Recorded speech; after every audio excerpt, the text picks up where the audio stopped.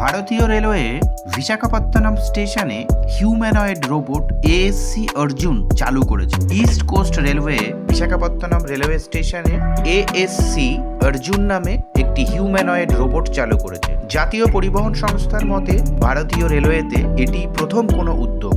যাত্রীদের নিরাপত্তা এবং উন্নত পরিষেবা প্রদানের লক্ষ্যে এটি একটি আধুনিক প্রযুক্তিগত পদক্ষেপ। রেলওয়ে সুরক্ষা বাহিনী আরপিএফ এর আধুনিকীকরণ এবং ডিজিটাল রূপান্তরের অংশ হিসাবে এই রোবটটি মোতায়েন করা হয়েছে। এটি নিরাপত্তা, যাত্রী সহায়তা, ভিড় ব্যবস্থাপনা, পরিচ্ছন্নতা পর্যবেক্ষণ এবং সুরক্ষা সচেতনতা বৃদ্ধির জন্য ডিজাইন করা হয়েছে।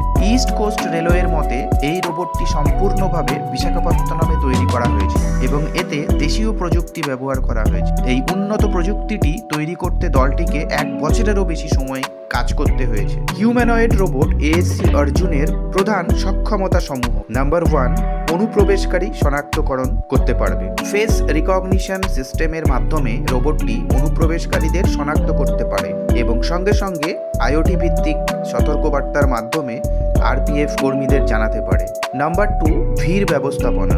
এআই ভিত্তিক যাত্রী ঘনত্ব বিশ্লেষণের মাধ্যমে ভিড় নিয়ন্ত্রণ করা এবং ব্যস্ত সময়ে প্রয়োজনীয় ব্যবস্থা নেওয়া সম্ভব হয়। রোবটটি কন্ট্রোল রুমে বার্তা পাঠাবে যাতে নিরাপত্তা কর্মীরা দ্রুত পদক্ষেপ নিতে পারে। নাম্বার 3, পাবলিক ঘোষণা। এটি ইংরেজি, হিন্দি এবং তেলেগু ভাষায় স্বয়ংক্রিয়ভাবে নিরাপত্তা ও তথ্যমূলক ঘোষণা করতে পারে, যা যাত্রীদের সচেতনতা বৃদ্ধি করে। নাম্বার 4, প্ল্যাটফর্ম টহল।